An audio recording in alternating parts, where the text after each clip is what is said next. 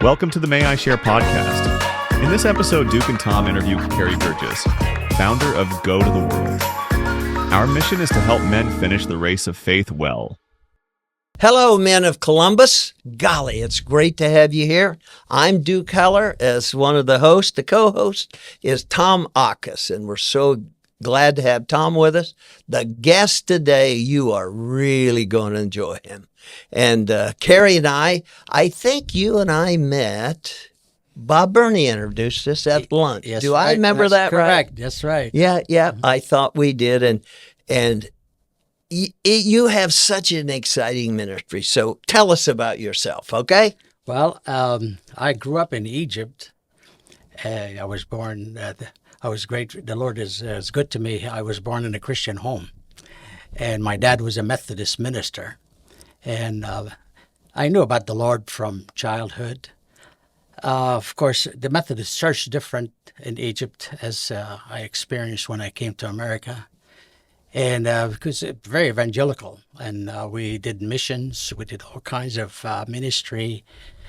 Since from that time, we worked, as a matter of fact, the Lord opened the door for me to work in a ministry called Teen Challenge for drug addiction. Yes. Yeah, and my wife, I met there where I met my wife, Sally. And then we came to Ohio. We worked there in the Teen Challenge here in Ohio for another 10 years. Then it came a time where we adopted 3 children. And when the children came along, we realized that traveling, that the ministry had taken the responsibility on that, taken away from the family activities because we had to travel quite a bit. And so we decided to stop working. The Lord led us to do this. Then I became a physician. And at that time, as a chiropractor, I really thought, what would a chiropractor can do to contribute in a medical mission? I'm not a dentist, pull their teeth out, or a surgeon to give them a surgery that would live a life supporting for an ongoing type of a benefit. A chiropractic treatment is only temporary, really from visit to visit. And 1 week working there, what will that do? And but the Lord really hit me with the 2x4 and said, you are thinking what you can do, but you have no idea what I can do. And at that point, I said, okay, Lord, I'll go. And so that's where the Go to the World came in play. With the medical missions, when we were doing the medical mission, we couldn't do medical missions during COVID time. So we couldn't travel. So I asked the Lord, I said, okay, what do you want us to do? We can't travel to do medical missions. And the Lord brought our attention to home missions for us to be able to serve the population that we're right among us. And one day, I was helping with the youth group at our church with a youth pastor. And one of our patients owns a food truck. No. So I said to the youth pastor, I said, hey, would you like me to sponsor that food truck to come over for the kids? And would that be something that you'd like me to do? I said, oh, yeah, free food, sure. Yeah, the kids would love free food. So we did. Sponsored the truck, came over, and I realized it was a surprise. 125 kids came that day. Over 20 of those were not from the church. They were invited by their friends because of the food truck coming over. It was being announced. So I said to the youth pastor, I said, you know what? Can we somehow take some of these kids aside while they're waiting for the food or even after they get the food and find out where they're at with the Lord? He said, what do you want to do? I said, I'll bring a tent, and we send them to the tent, and we see what happens. Well, sure enough, we sponsored the food truck one more time, and we brought a tent, set it up. And as they got the food, they send them over to the tent to tell them they have a gift for you. And we had a gospel message and shared a Bible and pen on whatever we had to give them. But I started sharing with them about the gospel. Have you given your heart to Jesus? And the majority of those kids have. They all said, yeah, my mom prayed with me, my dad prayed with me, I went to VPS and got saved, or some went to camp and got saved. But to my surprise, 36 youth gave their heart to the Lord that day. Oh, my goodness. And I was floored when I asked them, if you prayed this prayer for the first time, and I led them through the sinner's prayer, I thought maybe 1 or 2 would come. But 36 lined up to put their name in the book that they gave their heart to the Lord for the first time. And that was an eye-opener. There was a fire truck for sale. And he said, that would be neat to buy it. It's an old antique fire truck. Right. He said, it would be neat to buy a fire truck. Everybody loves a fire truck, kids and adults. And so we bought the fire truck. And we didn't realize that this fire truck came with a message. It's a hook and ladder fire truck that's fully equipped with ladders, hoses, nozzles, everything you need, and all the hammers, whatever they need for the fire to put out fires. But it also, in the center of it on top, there's a big long seat. It can hold up to 10, 15 firemen on top of that truck. So it's a support truck that brings in replenishment, my. to the scene, whatever they need, equipment and men to replace. And that was a fire truck that came with a message. This fire truck had service September 11, which we didn't know. It was from New York, and by the time it went to New York City during the September 11 crisis, and by the time it got there, it was too late. Couldn't save anybody. And that's the message. We take the truck, take it to places, churches, or any different events, have people ride on that truck. We give them a ride with that truck. And then when they come down from the truck, they go into the tent. And in that tent, it would say to them, with the story of the truck, this truck service September 11, and by the time it got there, it couldn't save anybody. And it's not going to be able to save us in the end. Fire is too hot for this truck. Only Jesus can save us. We're talking about the end times. Right. And we're saying time is running out. The Bible said, Jesus said, it will be like the days of Noah. And I said, wouldn't that be neat to have an ark, Noah's Ark? And it reminds people of the urgency, of the seriousness of the time that is running out. And we need to commit to the Lord as soon as we can. And so actually, when I shared my thoughts with my wife, I said, Sally, I think we need to build an ark. I said, what? What are you going to do with that? I said, it says it's be like the days of Noah. But this would be a perfect example, something visible and tangible that the people would experience what Noah's experience would be. Yes. And so the whole idea started. But backtrack here when I was sharing that information with a friend of mine. I tell him that when we build the ark, I want the ark to actually rock on the inside, what resembles what Noah and his family would have experienced. Thunder and lightning and rain would pour down, and we'll hear banging on the walls with people say, "Open up." Yes. I believe now, open up, we're going to die. And have the people experience what Noah would have somehow have experienced. And so we started when we went to the Ark Encounter with Bob Burney. I was sharing with Mark Louie, one of the founders. He said, so they hear all kinds of people that offer them all kinds of things. They request a lot of stuff from them. And obviously they have to be selective of what they do or can't do, what partners with.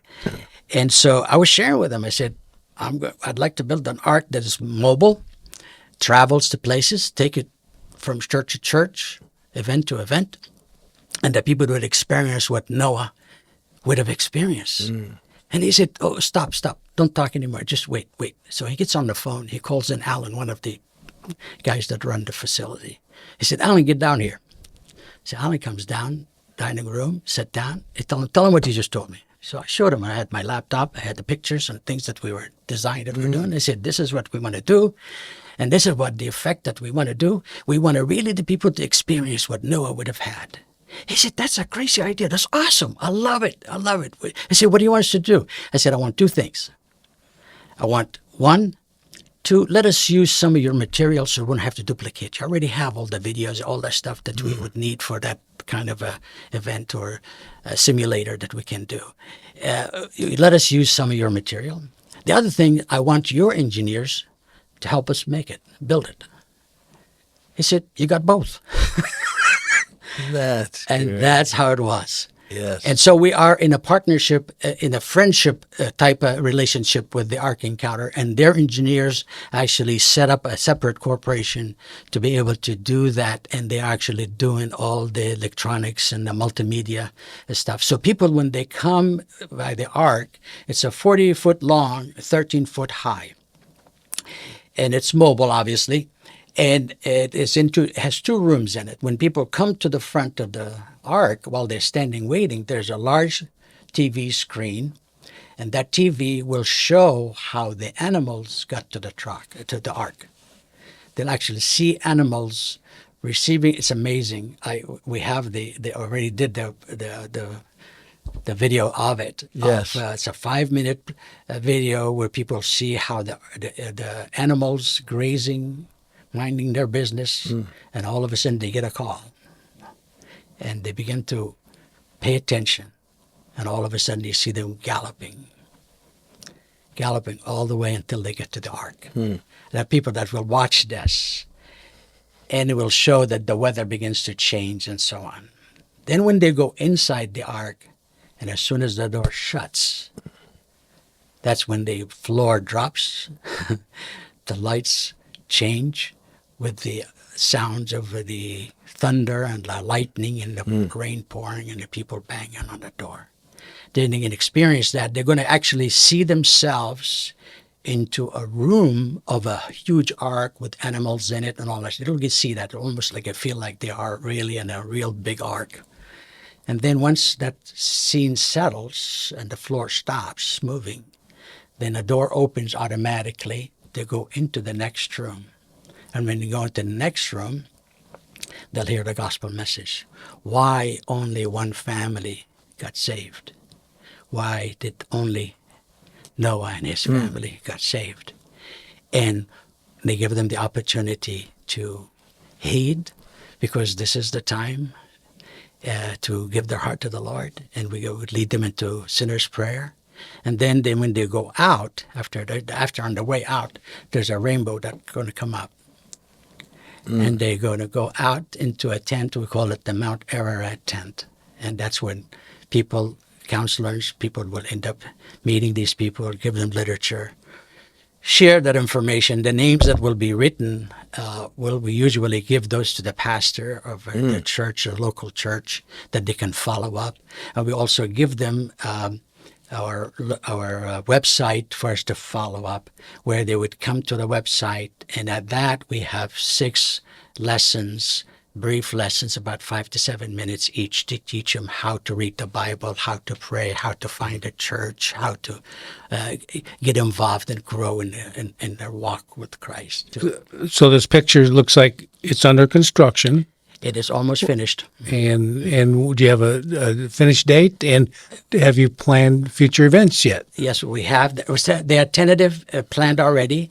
We are now taking the fire truck, because that's available. We have actually 2 fire trucks now, because we so much demand, so we ended up having a second truck. But yes, it's going to be finished by the summer. This summer it's going to be done. And so we have tentative dates that have been set. But right now we are taking the fire truck to different events because that's what we're available right now. Are these events people are reaching out to you to request, or you going after and asking if they'd like to have one? Most of them are coming after us, and they hear about it. They call us and they ask us, but also we're making it available for people to say, if you have an event, a church event that you want us to come to. I really believe this is harvest time. Yes. It is harvest time. He said the harvest is plenty, and workers are few. Yeah. Right. Tell me, how are you organized? Who does all the work? Volunteers. Okay. Volunteers, and we have a board that helps us organize. We plan on all the financial aspects and the planning. We have a team of volunteers that are really amazing. We train the volunteers that come to us when we are looking for. Actually, when we have the Ark, we're going to need a whole lot more people than actually would need for the fire truck. Will the drivers need a CDL? Yes, the CDL drivers. We have to have a licensed CDL. When the truck, we had to purchase a Freightliner truck. We actually purchased this month, which we're paid for it. And the Freightliner truck will be able to pull the Ark. The Ark is over 20,000 pounds. The plan is once it's completed, the process, the next phase would be we need a facility to house the truck, the Ark and the truck, the fire trucks. Right now, we lease space to house the fire trucks. Right now, we'd like to have a building that really considered to be a center where the Ark and the fire trucks be there.